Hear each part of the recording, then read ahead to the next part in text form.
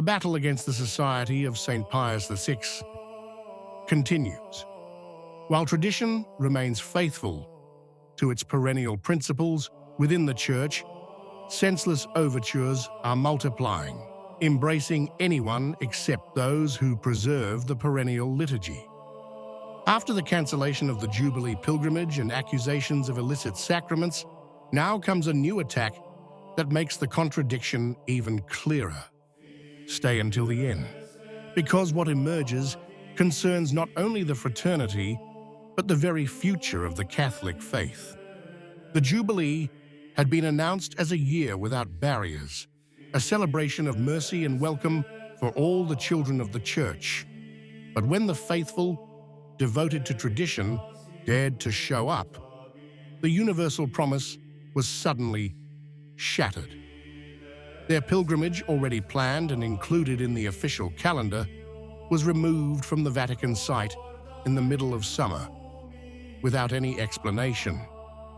Not a technical glitch, but a precise gesture. The events remained intact, except for the one bearing the signature of the priestly fraternity of St. Pius VI. The message was clear. The doors are open to all, except those who continue to profess their eternal faith. Thus, the year of mercy, rather than showing the welcoming face of the Church, revealed its bureaucratic and selective side, leaving traditional believers with the bitter feeling of being guests, tolerated only if they remain invisible.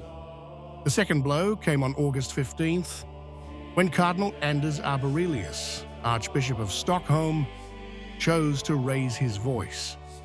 In an official statement, he pointed the finger at the priestly fraternity of St. Pius VI, accusing its priests of administering illicit sacraments and urging the faithful not to turn to them.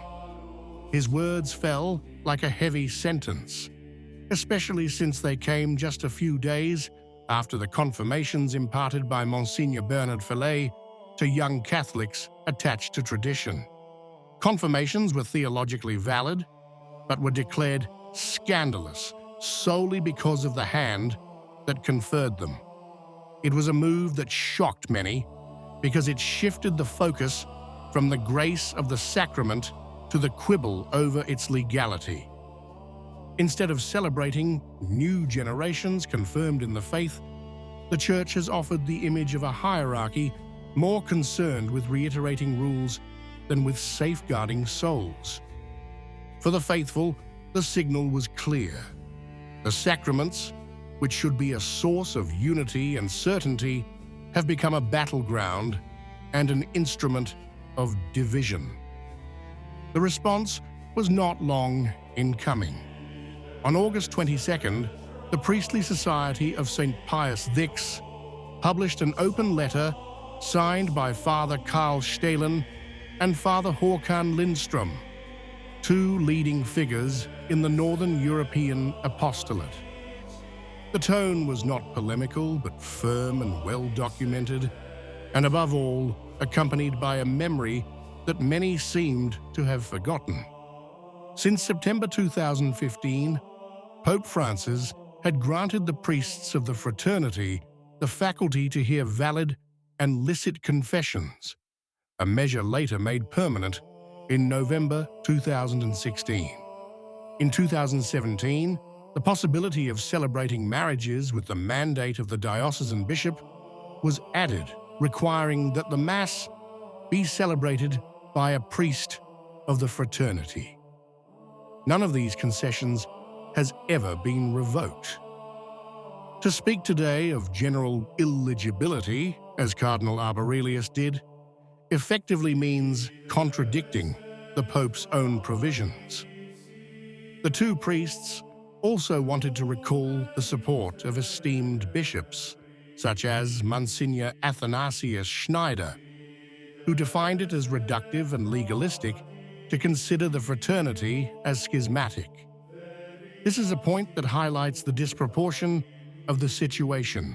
While Rome dialogues with truly separate communities, the faithful attached to tradition are treated as suspects in their own homes. The letter thus turned the narrative on its head, showing a divided hierarchy unable to speak with one voice.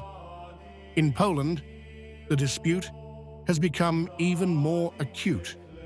On September 3rd, the Catholic news agency EKAI reported that a few days later, a statement from Archbishop Józef Kupny would be read in all parishes of the Archdiocese of Wrocław. The reason? The growing attention of the faithful toward a new church of the Fraternity of St. Pius VI, currently under construction. In the text, the Archbishop reiterated that the fraternity does not have regulated canonical status, stating that the masses celebrated by its priests, while valid, remain improper because they take place without the bishop's permission and outside of ecclesiastical discipline. Kupny went further, speaking of sin. If members of the society consciously manifest their opposition to the discipline and authority of the Pope, he wrote, they commit a sin from which they must purify themselves in confession. For the faithful of the diocese, he indicated the College of the Holy Cross, approved by him as a safe place, thus inviting them to avoid the fraternity's masses. He clarified that his letter was not intended to attack Catholics attracted by tradition, but to clarify the Church's official position and guide them towards full communion with Rome.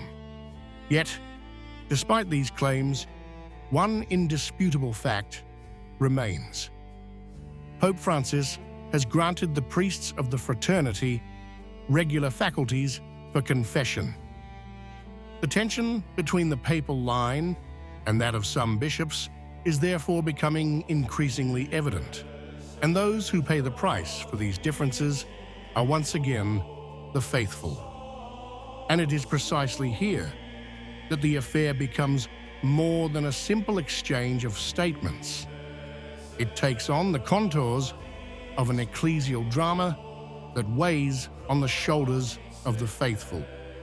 On one side, Rome, with Pope Francis recognizing the validity and even the licitness of sacraments such as confession and marriage administered by the Society of St. Pius VI. On the other, cardinals and archbishops speak of illicit sacraments, sin, and improper masses. It's as if the Church itself was speaking with two conflicting voices, and those who suffer are not desk-bound theologians, but parents who want to raise their children in the faith, young people who seek the grace of the sacraments, and the elderly who long to die reconciled. The faithful find themselves thrust into a labyrinth of contradictions, where what was once a papal concession today becomes an episcopal prohibition, and what a priest can validly and lawfully do is, at the same time, branded as a sin. The shadow of confusion falls on what should be purest and simplest, the sacraments of the Church, turning grace into a battleground. It's now clear, those who live their faith in a traditional way today don't seem truly included in the Church's embrace. In words, universal openness is proclaimed, but in reality, invisible walls are erected, and the paradox remains plain for all to see. What do you think? If you liked the video, comment, Amen. God bless you.